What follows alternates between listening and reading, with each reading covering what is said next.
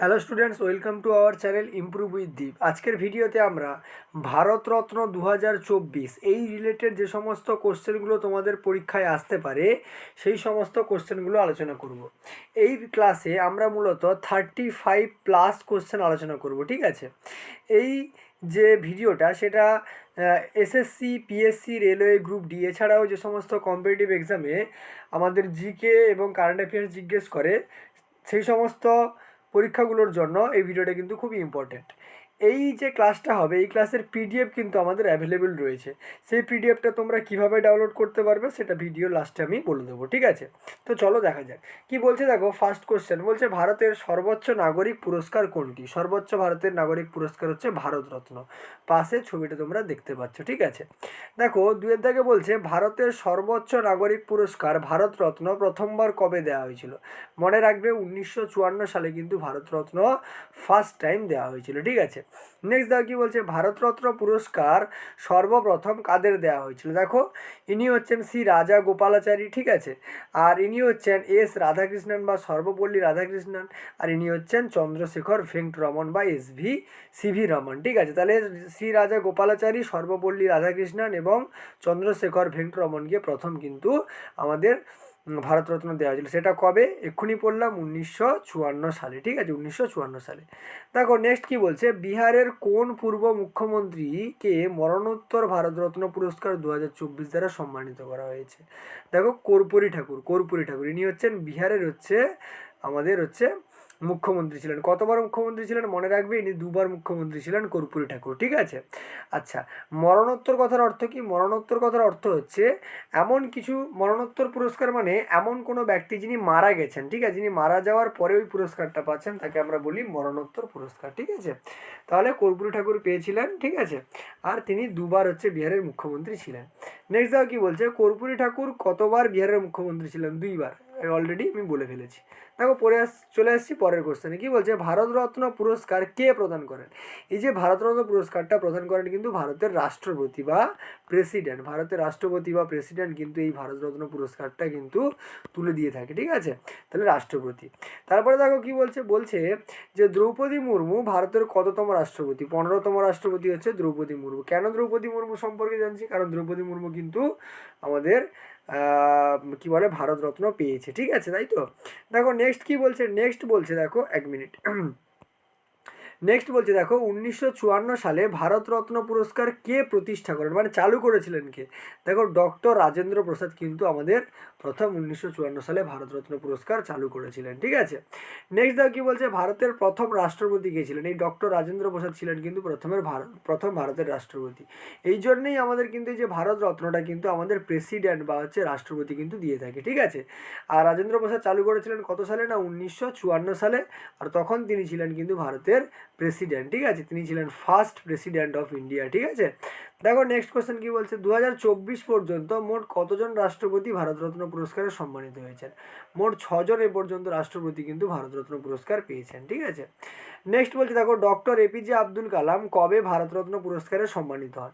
Doctor APJ Abdul Kalam কিন্তু 1997 সালে ভারতরত্ন পুরস্কারে আমাদের সম্মানিত হয়েছিলেন, ঠিক আছে। নেক্সট দেখো কি বলছে প্রণব মুখার্জি কবে ভারতরত্ন পুরস্কারে সম্মানিত হন? 2019 সালে। কবে? 2019 সালে। প্রণব মুখোপাধ্যায় কিন্তু আমাদের কে ছিলেন? আমাদের ছিলেন প্রেসিডেন্ট বা রাষ্ট্রপতি, ঠিক আছে, প্রেসিডেন্ট বা রাষ্ট্রপতি।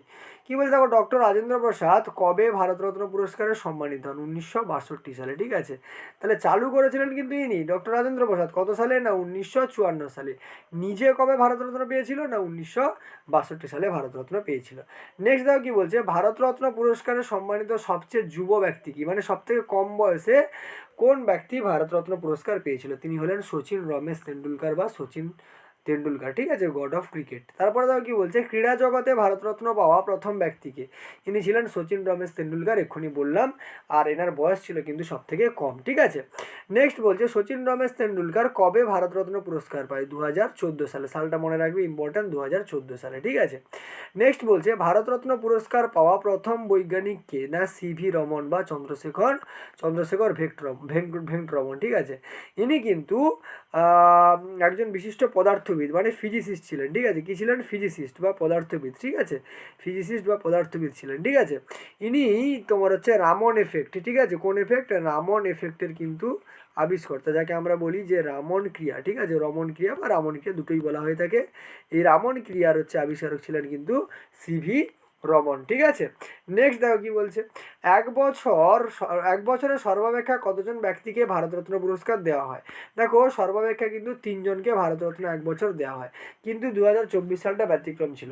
দেখো কি বলছে, maximum of 3 people can be awarded the Bharat Ratna, মানে সব থেকে বেশি 3জনকে দেওয়া যেতে পারে, কিন্তু in 2024 this award was given to 5 eminent personalities, কিন্তু 5জনকে কিন্তু 2024 সালে দেওয়া হয়েছে। কে কে না, কে ঠাকুর বা হচ্ছে কর্পূরী ঠাকুর, যিনি ছিলেন বিহারের মুখ্যমন্ত্রী, দুবার বললাম এক্ষুনি, এল.কে. আডবাণী, পি.ভি. নরসিম্হা রাও, চরণ সিং আর হচ্ছে এম.এস. স্বামীনাথন, এই 5জন ব্যক্তিকে কিন্তু 2024 সালে দেওয়া হয়েছে। জেনারেলি 3জনকে দেওয়া হয়ে থাকে, এই বছর 5জনকে দেওয়া হয়েছে। নেক্সট বলতে দেখো, ভারতরত্ন পুরস্কার কাকে দেওয়া হবে তার পরামর্শ কে দেয়, ঠিক আছে, তার পরামর্শ দেয় আমাদের প্রধানমন্ত্রী বা প্রাইম মিনিস্টার, পিএম। কিন্তু ভারতরত্ন পুরস্কার কে দেয়, ভারতরত্ন পুরস্কার দেয় হচ্ছে প্রেসিডেন্ট, প্রেসিডেন্ট হচ্ছে ভারতরত্ন পুরস্কারটা দেয়, ঠিক আছে। পরামর্শ কে দেয়, পিএম, মানে কে পাবে কে পাবে না তার যে পরামর্শটা, সেই পরামর্শটা দেবে কিন্তু আমাদের প্রাইম মিনিস্টার বা প্রধানমন্ত্রী, ঠিক আছে। দেখো নেক্সট কোশ্চেন কি বলছে, ভারতরত্ন পুরস্কার পাওয়া প্রথম সঙ্গীতজ্ঞ কে ছিলেন, ঠিক আছে, ইনি ছিলেন এম.এস. শুভলক্ষ্মী, ঠিক আছে, এম.এস. শুভলক্ষ্মী। দেখো চিত্রটা দেখতে পাচ্ছ, এম.এস. শুভলক্ষ্মী। নেক্সট বলছে দেখো, এম.এস. শুভলক্ষ্মী কবে ভারতরত্ন পুরস্কারে সম্মানিত হন। 1998 সালে কিন্তু এম.এস. শুভলক্ষ্মী ভারতরত্ন পুরস্কারে সম্মানিত হয়েছিলেন। তারপরে বলতে দেখো, ভারতরত্ন পুরস্কারে সম্মানিত প্রথম ভারতীয় মহিলা কে ছিলেন। প্রথম ভারতীয় মহিলা ছিলেন কিন্তু ইন্দিরা গান্ধী, ঠিক আছে, ইন্দিরা গান্ধী ছিলেন আমাদের প্রথম ভারতীয় মহিলা যিনি ভারতরত্ন পুরস্কার পেয়েছিলেন। নেক্সট কোশ্চেন দেখো কি বলছে, ইন্দিরা গান্ধী কবে ভারতরত্ন পুরস্কার পায়। 1971 সালে। কত না, 1971 সালে। ইনিই ছিলেন ভারতের কি, ইনিই ছিলেন ভারতের, 1 মিনিট, ইনিই ছিলেন আমাদের ভারতের হচ্ছে ফার্স্ট হচ্ছে ওম্যান, কি ফার্স্ট উইম্যান যিনি কিনা হচ্ছে আমাদের ভারতরত্ন পেয়েছিলেন, ঠিক আছে। নেক্সট কোশ্চেন দেখো কি বলছে, মাদার টেরেসা কবে ভারতরত্ন পুরস্কার পায়। 1980 সালে কিন্তু মাদার টেরেসা আমাদের ভারতরত্ন পুরস্কার পেয়েছিল, ঠিক আছে। নেক্সট দেখো, লতা মঙ্গেশকর কবে ভারতরত্ন পুরস্কার পায়। 2001 সালে লতা মঙ্গেশকর কিন্তু ভারতরত্ন পুরস্কার পেয়েছিল, 2001 সালে। নেক্সট কোশ্চেন কি বলছে দেখো, প্রথমবার মরণোত্তর ভারতরত্ন পুরস্কার কাকে দেওয়া হয়, কাকে দেওয়া হয়েছিল। লাল বাহাদুর শাস্ত্রীকে প্রথম মরণোত্তর ভারতরত্ন পুরস্কার দেওয়া হয়েছিল। মরণোত্তর ভারতরত্ন পুরস্কার বলতে কি আমি বলে দিয়েছি অলরেডি, মানে যে ব্যক্তি মারা যাওয়ার পর তাকে ভারতরত্ন দেওয়া হয় তাকে বলা হয় মরণোত্তর ভারতরত্ন পুরস্কার। যিনি কে প্রথম পেয়েছিলেন, লাল বাহাদুর শাস্ত্রী, ঠিক আছে। দেখো নেক্সট কোশ্চেন কি বলছে, ভারতরত্ন পুরস্কার পাওয়া প্রথম বিদেশি কে ছিলেন। না, খান আব্দুল গফ্ফর খান ছিলেন আমাদের প্রথম বিদেশি যিনি ভারতরত্ন পুরস্কার পেয়েছিলেন। ইনি আবার ফ্রন্টিয়ার গান্ধী, ঠিক আছে, ইনি আবার কি না ফ্রন্টিয়ার গান্ধী নামে পরিচিত, ফ্রন্টিয়ার গান্ধী নামে পরিচিত, যাকে বাংলায় কি বলা হয় না, বাংলায় বলা হয় সীমান্ত গান্ধী, ঠিক আছে, কি বলা হয়, সীমান্ত গান্ধী। তাহলে ফ্রন্টিয়ার গান্ধী বা সীমান্ত গান্ধী নামে পরিচিত কিন্তু খান আব্দুল গফ্ফর খান, আর ইনি ছিলেন প্রথম বিদেশি যিনি ভারতরত্ন পুরস্কার পেয়েছিলেন। নেক্সট দেখো কি বলছে, সীমান্ত গান্ধী কাকে বলা হয় বলে দিয়েছি অলরেডি, খান আব্দুল গফ্ফর খানকে ইংরেজিতে ফ্রন্টিয়ার গান্ধী বলা হয়, ঠিক আছে। নেক্সট বলছে দেখো, নেলসন ম্যান্ডেলা কবে ভারত রত্ন পুরস্কার পায়। 1990 সালে এই যে নেলসন ম্যান্ডেলা কিন্তু ভারতরত্ন পুরস্কার পেয়েছিলেন, ঠিক আছে। নেক্সট দেখো কি বলছে, মরণোত্তর ভারতরত্ন পুরস্কার পাওয়া প্রথম মহিলা কে ছিলেন। না, অরুণা আসাফ আলী, অরুণা আসাফ আলী, ঠিক আছে। কি বলছে দেখো, Aruna Asaf Ali was a freedom fighter, ইনি ছিলেন কি একজন স্বাধীনতা সংগ্রামী বা স্বাধীনতা যোদ্ধা, who rose to prominence during the quit India movement, মানে কোয়াইট ইন্ডিয়া মুভমেন্টের সঙ্গে মুভমেন্টের সময় কিন্তু ইনি হচ্ছে বিশেষ ভূমিকা পালন করেছিলেন।